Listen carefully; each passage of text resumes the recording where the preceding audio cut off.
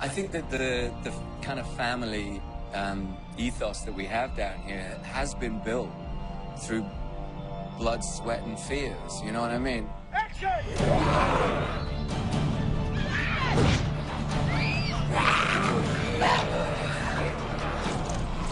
This show is not a typical show.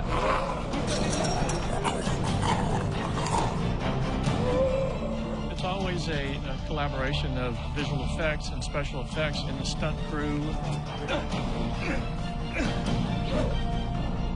Everybody really loves this job, and they work really hard to keep it going and try to make it as real as possible.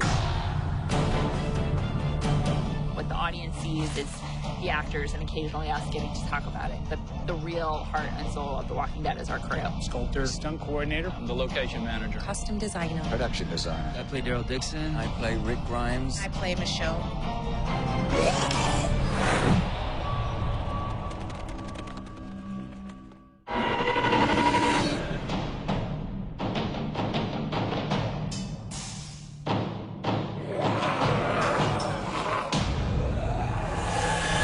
Hello, I'm Greg Nicotero. I'm the executive producer, frequent director, and creature zombie designer for The Walking Dead. We're here at KMB Effects, our 20,000 square foot facility in Chatsworth, California, where we manufacture all of the makeup effects for The Walking Dead. KMB is the funnest place in the world to go. You know, you just walk in there and you get to see all these incredible props from all these amazing films and creatures that they've made, and, you know, like, it's crazy. Zombies are like the ultimate, you know? I mean, it's kind of, with zombies, there's no limit. Here we're making a puppet for the show, and sort of like Dr. Frankenstein, you build it from the bones up. You know? So it has a skeletal and then the muscle structure, and then we layer stuff on top of it, so we can actually use this skeleton for a variety of different puppets by putting different skins on it. When you start like missing pieces of your body, it's got to look right. It can't just be like gore, you know? And so everyone in this room is fascinated by anatomy, really try to make it as accurate as possible so that when people see it, it's just jarring, you know? Like when we do a bite, we'll put muscles and stuff in there so they can like yank on it and you can see that stuff rip out. You know, the guys at KMB and all those guys, all of our people that work with the zombies to make them as scary as possible, you know, everybody's on their A game at all times. I mean, we really spend a lot of time to make sure that the look of the zombies is unique to The Walking Dead, something a little different than you usually see on television. Having practical, beautiful, extraordinary makeup, and the gags that they're not just makeup artists, they're scientists as well. They create mechanical gags. They do it in sort of 3 or 4 days. They conjure up. They're conjurers. They're extraordinary, creative human beings. We've had 5 seasons of the fantastic art that the people at this shop contribute to the show. Fantastic sculptures, paint jobs, fabrication, just the outrageous ideas that we come up with for the show. I always love our walkers that, you know, part of the skin, the way it's decayed away, you know, that it's just, you see kind of like the ears falling off, or like part of the nose is missing, you know, just the skin rotting away. One of the most challenging was the well walker. Keep going. That was a full-size suit that we made out of silicone to try and figure out how we're going to make that skin fold and move and, you know, wrinkle and buckle and make it as nasty looking as possible. So that was one of our most challenging, but most rewarding in the end. It was great. I loved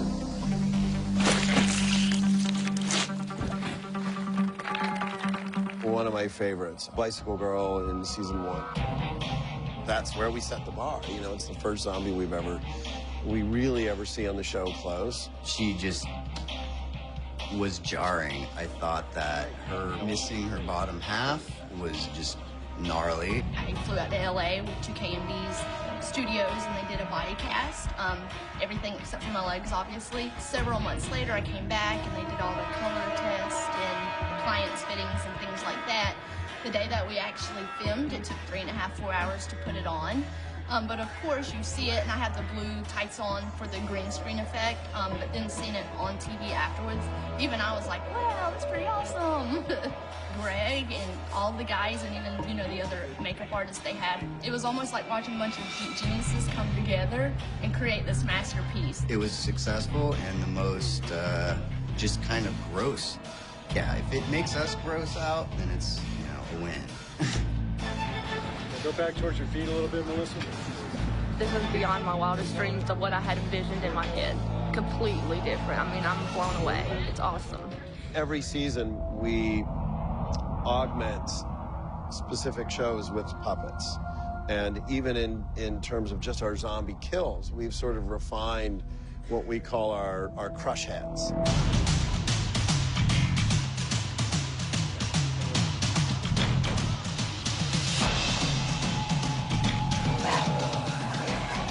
So in season 2, we started realizing that these zombies that are walking around that have been around for a while, they kind of have the sort of consistency of like a pumpkin or a cantaloupe, that if you kind of stomp on it pretty vigorously, that you're going to crush the skull and all the brains and everything are going to splatter everywhere. And the fans of the show really love that stuff.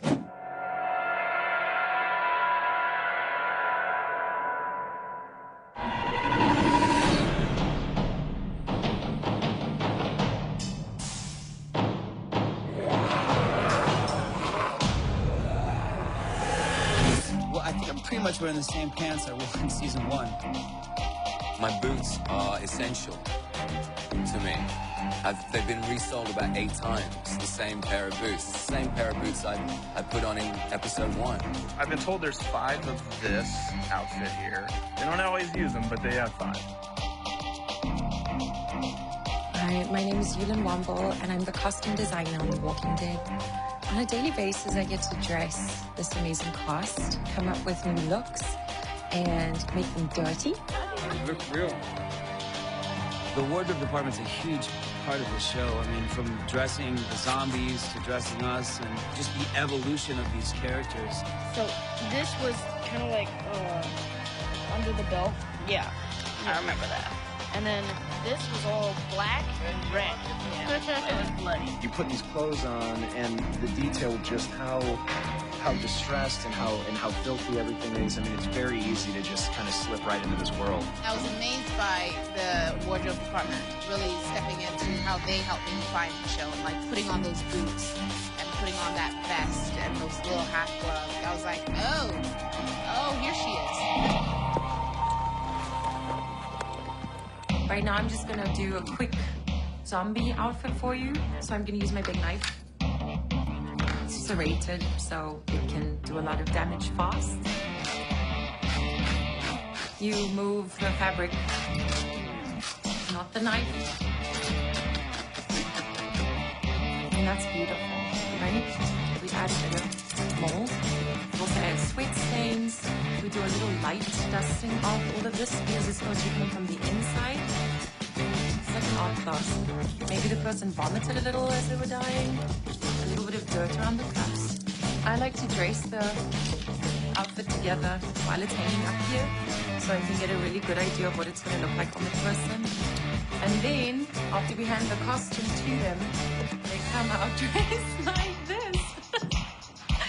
Carlos, you look great. Are you ready? I've been waiting to do this to you since we've met. Yay! This guy's lucky he's eaten, so we put some fresh blood on him. Blood on his hands because he's been eating. This is a fresh kill. The zombie blood that we use is a little darker. Really, really dark. And this would be his own blood, and it would be from a long time ago, so that's what you see on a lot of the costumes. The reason we came up with a splatter, it mimics the comic. All those drawings, you see how it all looks splattery in the book? Well, that's where that idea came from.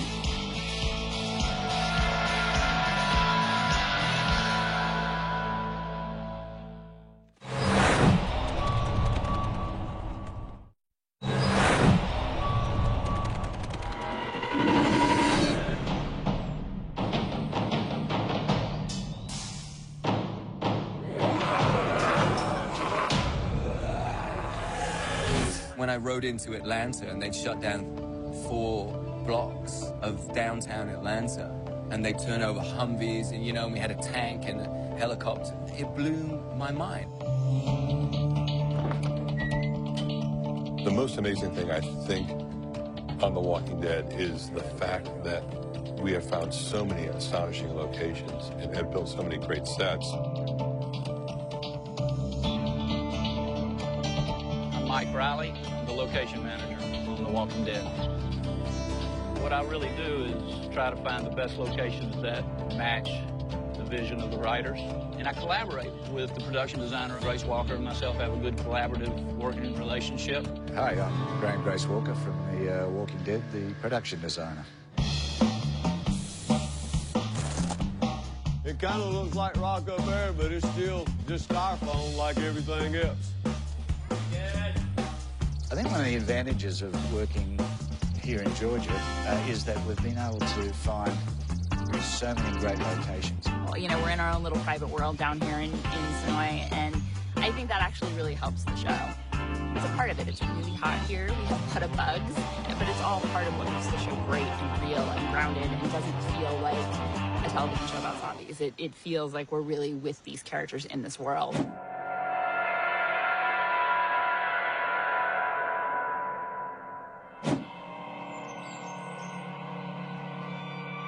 I'm going to ride you back into the woods here a little bit. We got about 60 to 70 acres of woods behind us here.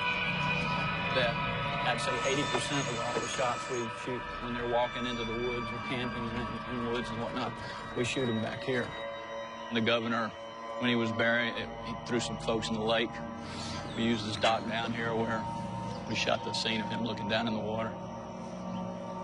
You got, like I said, 60 or 80 acres back here with trails cut all through it that we can access and get our crew back in there and shoot all the wood stuff we need. If you stood here last year, we could do 360 degrees, which was really nice for everybody. Down this way was a wall running right through there. We had the entrance to A block, and then a tower down that end, the main gate down there, the bus that's rolled over, and another tower, and a fence that ran right along the lake, and down to the corner over here, with a fence that ran right back up again to the other building. It was a cool set. The prison was mind-blowing. To have something that large that really looks like a prison and to be able to shoot it from any angle at all times and never see a movie set, never feel a movie set, was the most fun for me, especially as a director of photography. Sounds fit! The prison was definitely not real, but we worked very hard to make it seem as real as possible, and that really helps the actors. For us to feel completely immersed, and I think we've rarely been in a green screen type of situation, if ever. So it's been really nice. Those spikes were real. You really had to avoid those spikes. I was like, whoa. Sometimes it's like my eye almost got real close to one of them. So it was a very real living set. As you can see, this is top-of-the-line rooms. They built a prison, and a practical prison that you could walk through. It was magnificent. Yeah, go ahead. It looked so much like a prison that a guy from the Department of Corrections came down here one day. He said, they keep telling us there's a prison down here somewhere, and I don't see it in our list. You know, he didn't know it. He said, we don't have a prison here. And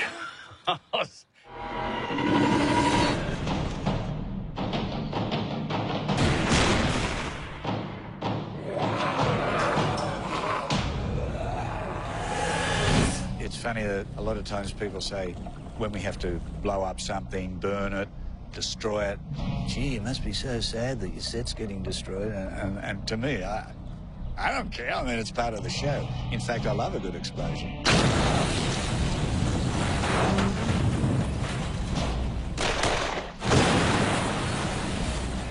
Well, it certainly helps us if you've got real explosions happening. Practical gags give the show probably a bit more authenticity.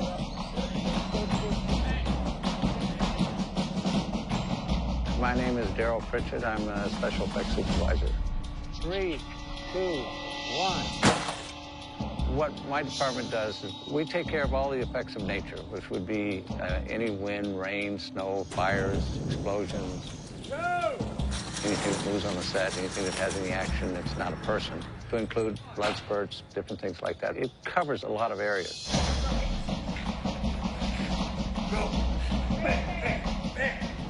There have been so many moments in the show where I first read it and think, how in the hell are we going to do that? You know, how is this possibly going to work? You're on Channel 1. The end of the second season, when we're burning the barn at Herschel's, it was 19 degrees out. There was frost on the ground. And if the barn had gone up too fast in flames, we wouldn't have been able to shoot the sequence. The barn was kind of fun because once we got to the point where we were going to let it burn, we just kind of got to watch it burn. And that was kind of neat.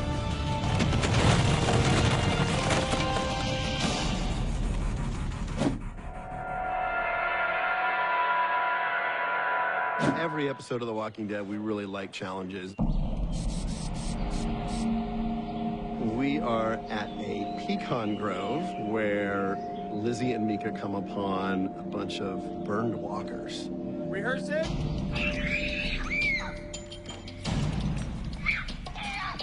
I thought the Well Walker was probably the greatest walker ever, and they were never going to top that. But these walkers absolutely are the coolest walkers. They're crispy. You can see part of their skin. All right, girls, here we go. We came up with a way to have patches that we could actually Velcro onto them underneath their wardrobe. So the smoldering was us. That's something that we came up with, too. But if you look at the footage, it looks pretty good. Get behind us! And we're getting ready to shoot a scene where our actors are running away from gunfire, and we're going to lay down some dust and some sparks while they travel through this courtyard. Hey, Mark.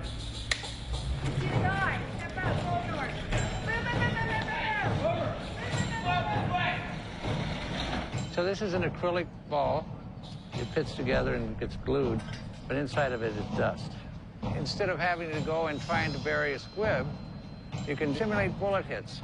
So when it hits something hard,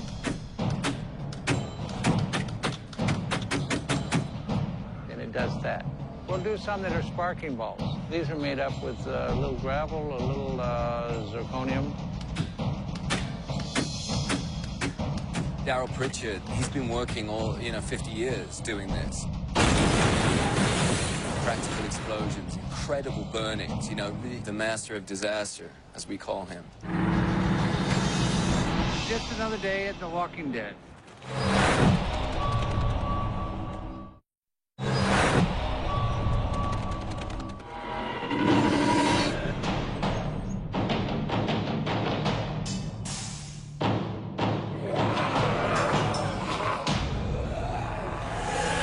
What I love about visual effects is that they'll take care of you.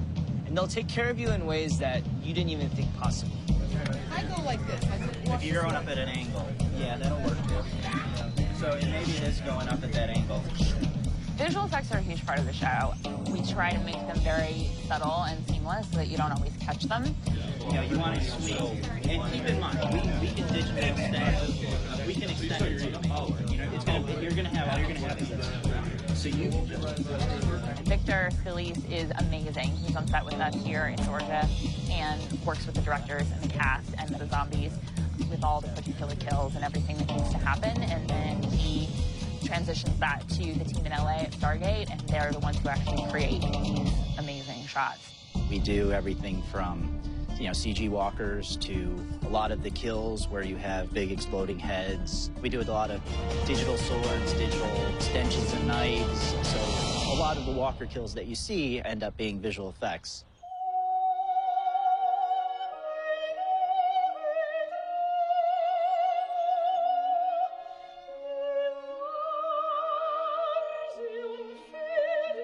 Now, one of our signature weapons is Michonne's sword. Astounding, like just really picking up that thing and feeling out that sheath on my back. It was all such a part of creating her. I'm the prop master for the show. That means I handle all the props, the hand props, which are anything the actors touch. the Katana sword, one of my favorites. I helped design this. It is absolutely one of my favorites. This happens to be a sharp one, so you can't really do anything with it. So we keep it in here, actually. But just like that, we have an aluminum version that is for hitting. We have a rubber version that's for actually making contact with people. And then we have digital versions, again, for Victor. It's a half rubber sword that we then have tracking points on that then we put a digital blade to replace. But we also have a retractable one, which helps keep the sword straight when it stabs something. John and props, you know, we have a great relationship, and, you know, it's pretty much always the default. He'll make 3 of everything. Perfect example of what I do is we pick a knife out that we like, and then we take these things and we make them into multitudes of different types of things. So as you're swinging at somebody, it's rubber. Then it becomes digital as it attacks somebody.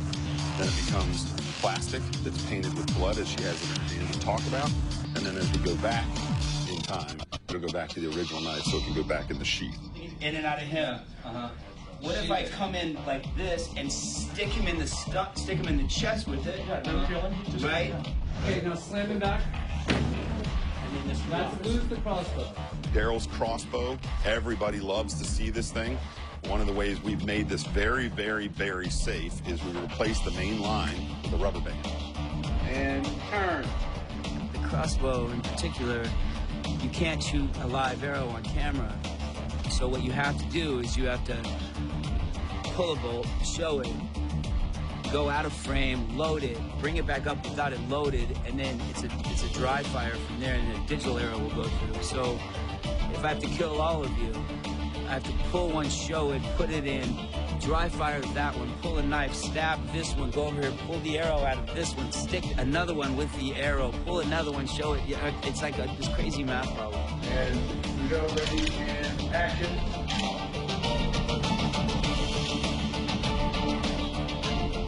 Then you gotta chop the head when it's like laying in your skull. I love this job. I remember season 3, Glenn has that kill after they do that phalanx. He swipes Walker's head right across with the blade. They could have just merely, you know, had his head fall off in frame and then just fall. But they went as far as to make the incision here and then had the head spin and rotate off with blood spewing as it fell. I didn't do that. That was special effects. So, I mean, thank you, Victor, for making me look more competent than I even could possibly be. Today we have Norman and Beth kind of walking up in front of the blue screen, and what you see out there is going to be the cemetery. This is where Daryl and Beth came out of the woods and kind of traversed piggyback style all the way up to the funeral home. So the blue screen that you just saw, this is what's going to be behind it. You know, we'll use some matte painting and photographs to kind of blend in and build an environment that'll basically make the funeral home and the cemetery feel like they're right next to each other. In the pilot, when Rick is riding into Atlanta on a horse, that shot is completely a visual effect shot. We shot him on a horse in an alleyway in downtown Atlanta, and everything else Victor put in. So some of the visual effects everybody will recognize and know, oh, that's a cool visual effect shot. And then there's a lot of shots in there that are visual effects that you would never know. What we're looking at here is one of Michonne's decapitations. You know, this was a fun one where Dylan, the artist, she's like, well, what if I made the head bounce off the top of the car? And she showed it to me, and I was like, that is awesome. Make the first one a little stronger move. Yeah, okay. Here she has the half sword, so we put a digital sword on to replace the half sword. We have a walker who obviously had a full head that Dylan's painted out the full top half of the head, and she's made a little 3D cap of the head that then goes flying and bouncing and goes over the car.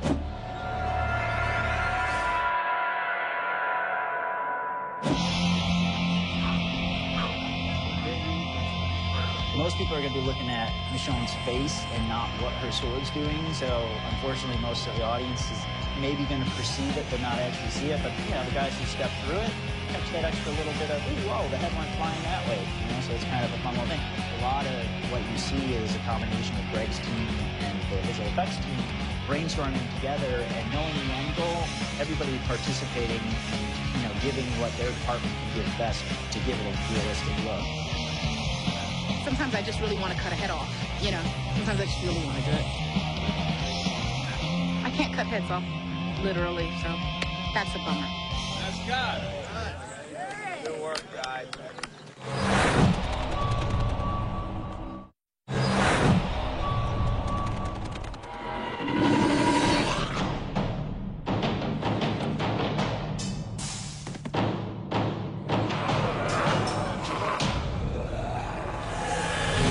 We're at a farmhouse, and we have some burning zombies that have previously been on fire, so they are smoldering.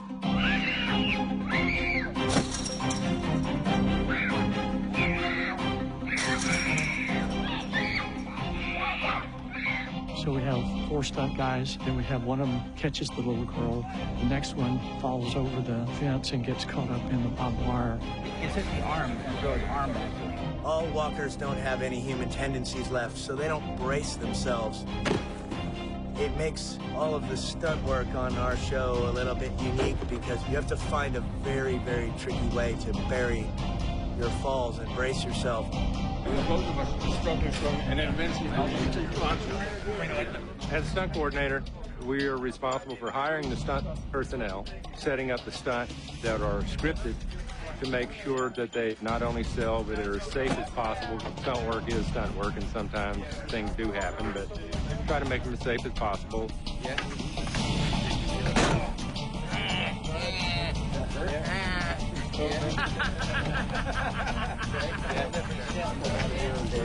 He's like, hey, Ninja. Right there. The range of stunts that we do on The Walking Dead is a pretty wide swath. We'll do everything from fire burns to high fall to cars crashing. Every single day I come to work and I'm thinking, okay, we're going to kill a walker with a rock, a bat, a sword, and 2 gunshots.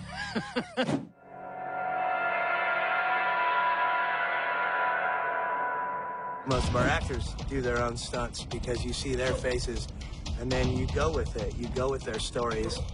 That sequence where Michonne's in that field with all those zombies was very special to me in many ways because I wanted it to be something where you really see her break through her own demons. So, the stunts are really fun. I have generally done all my own stuff.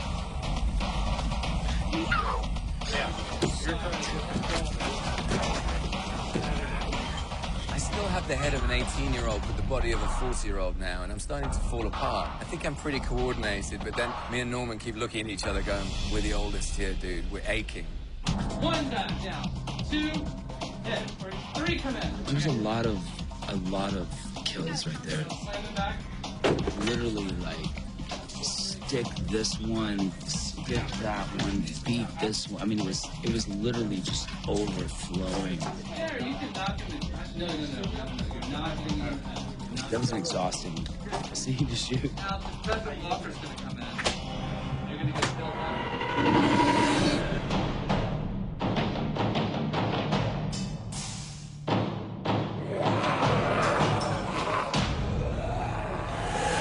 Copy that, Cold Gun. Let's go ahead and get the focus mark. You guys hear that? You go down.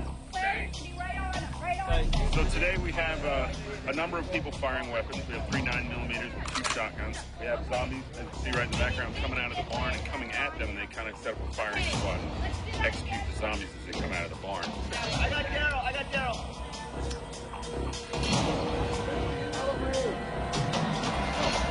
These are 2 Glocks. This is Shane's Glock. This is a Glock 17. This is T-Dog's Glock. This is Glock 19. They both shoot 9mm rounds. Killed a lot of zombies today with these.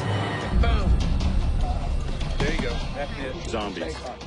Big gun. Gotta take a zombie out with a lot of power.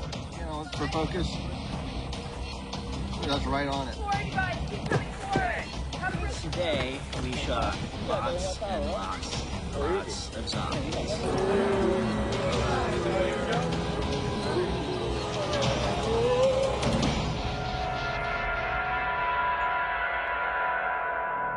Like a lot of what Greg's team and the visual effects team does, it's very hand in hand. Every walker that they build, we usually end up killing. What we're doing today is taking the arms off of one of our zombies and then crushing its teeth on a rock so that now it becomes incapacitated, but we still can use it as a diversion.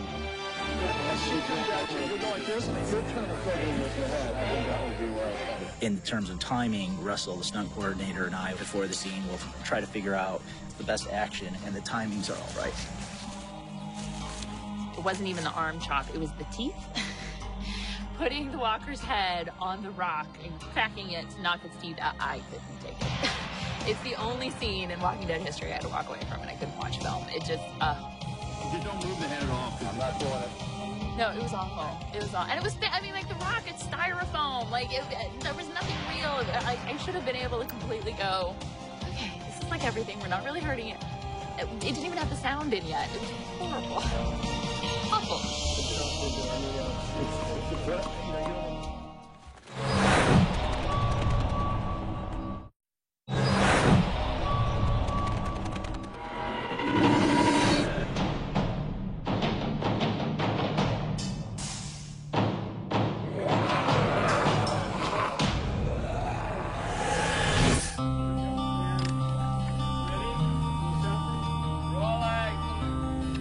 When anybody on the show dies, any actors die on the show or come back as zombies or whatever, you want to give them the best send-off possible because they are your brothers in real life. I'd like to just say on a personal note, I had the very fine pleasure of working with Scott Wilson many years ago on a beautiful film about the South called Junebug.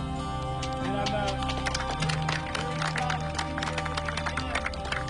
a similarly beautiful project about the South.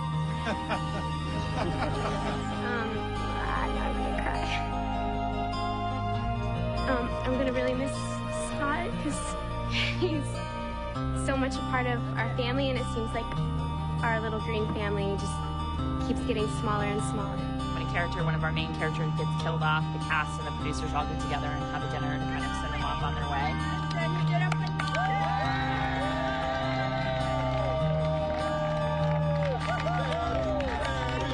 We brought this from Comic-Con. This has been signed by almost every member of the crew.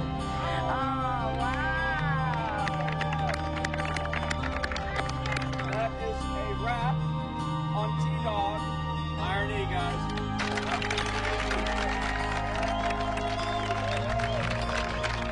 I can't even talk about it. I can't even talk about it without losing it. I'm sorry. Here we go. I remember when we had the death of Shane, that was hard saying goodbye to John, because John was my brother and is my brother. It's the only bad thing about the show, that you get to forge these incredible relationships with these amazing actors, and invariably I have to kill them or stab them. When Norman has to kill Zombie Merle, yeah, that was tough. Still gives me chills. Yeah, when I saw Rooker Merle as the Walker, I instantly just crushed. It wasn't just like a sadness, it was a sadness that turned into a rage, and it wasn't I'm stabbing him in the face over and over again. It's not that I hate him, and it's not that I want to kill him. It's like I'm mad at the world, and these are the cards I've been dealt, and it's just not fair, you know? I mean, I think those were real tears Norman was shedding, not just Daryl tears. How do you feel about Michael Rooker? I feel he's awesome. It was a drag, you know? I don't know, it's just like real life. You get more time with people, you know what I mean? It's just like... Great, let's get,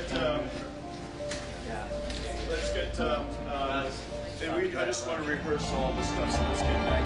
Yep. When they kill you on this show, man, they kill you good. They kill you good. But how? And you're going to cut her open, and you're going to like, okay, I need help. I need to do this, and this is in the way. It's overwhelming, honestly. It's mind-blowing. It's disgusting. It's heartbreaking. Seeing the way she goes, this situation that she's in. Now, as soon as it's on camera, stop crying. Don't show that. Don't show that. That we can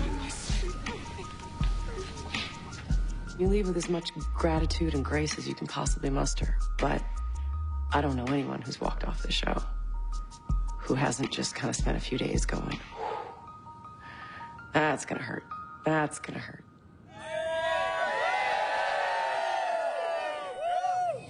But the flip side of that is that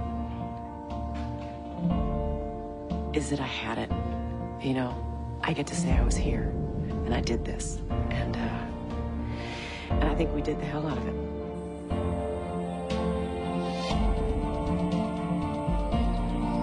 This is my home.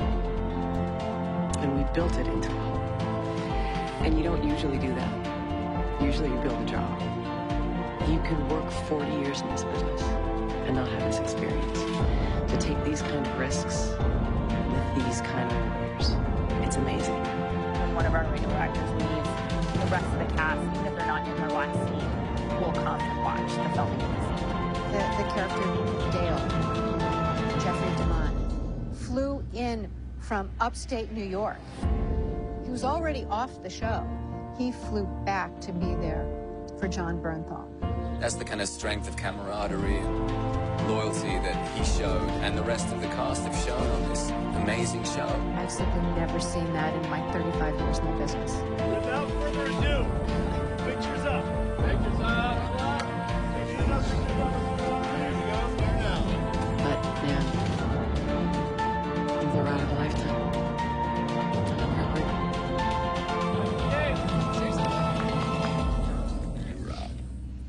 Anyone have a Kleenex?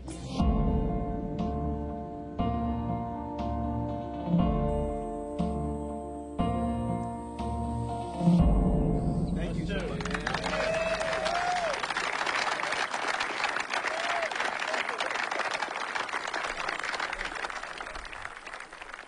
If they kill me on the show, I'll probably, like, set my trailer on fire. They'll probably have to call in a bunch of cops to escort me off the property because I'll be so pissed.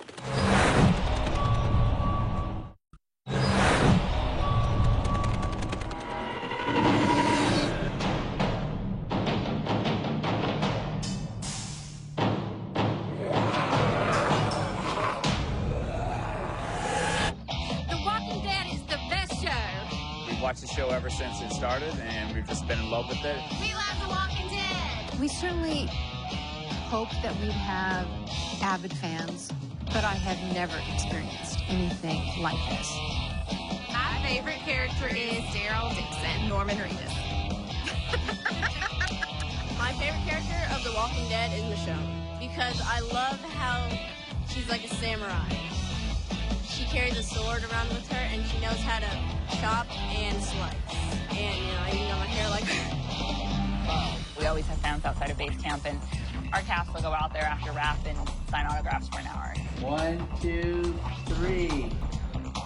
To make something that we're extremely proud of, and then to see the fans get excited about it, and just to want more, and they're just like crazy about it. Like that right there is just what's incredible. You know, when we work really hard and we go out there and we see that, it just fuels us to keep doing this better. That's what you want out of a job is to create something that you're extremely proud of. Hello. Hi guys, let's go. I've been lucky in my career that I've been in some movies that have been big and TV shows that have been great and theater that's been big hits, but there's nothing that's come anywhere near close to this. It feels like we just have a responsibility to this fan base to tell the best story we can. It's true, I've been an actor for over 50 years. Now I'm Herschel. So it's, thank you for doing that. This thing will be here. With the shoe on, of course. No, this is all. And Rick will be on this edge. When it's 14 hours of shooting and everyone is tired and struggling, it's the passion of the fans that keeps us going, because we want it to be perfect for them. We never want to let them down, and it really is all for them.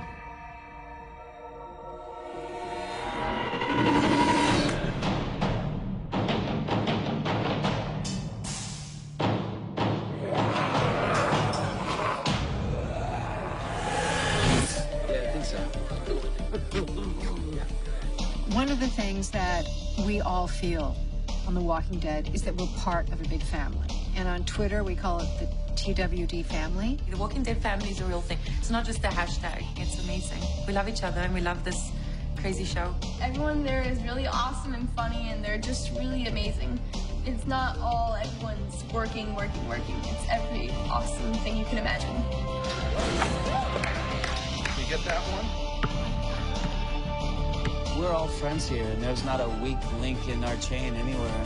And everybody really does their best, and we're all buddies, and we give each other a lot of crap. We wrote a little song. Oh, yeah, let me hear the song again. Carol is sterile and Daryl is feral, a match made in hell. Okay, and then the scene after that, you get shot in the head. Right, I shoot myself. I've never worked on something where this kind of feeling of family, that we're all in it together, that we have each other's back, to the level that we've achieved on The Walking Dead.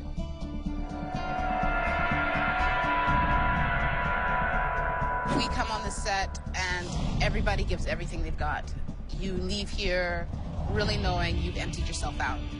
Every department's really just top notch, you know, and it's kind of a dream job, and it's fun, and it's a lot of work, but you're part of this. This is an awesome show, and when you get to put awesome parts together of a show and it comes out perfect, I mean, what else could you ask for? It feels like the most collaborative work experience I've ever been involved in. I think everybody is at their top of their game, and they're all very, very mindful and respectful that each person contributes to the success of this show. You can't create brilliance or genius upon command or at will. You can't do it. The one thing you can create is the atmosphere you think it's most likely to occur in. And it takes a lot of filmmakers and a lot of really talented people to create that atmosphere. And we found it here. This has been our job for 5 years and our lives for 5 years. It's a gift, and we want to keep delivering that back to the people who watch. Do I like my job? Are you kidding me? This is the greatest gig on the planet. It's amazing. I feel very, very, very lucky. Don't kill me. Please. Guys. Don't kill me.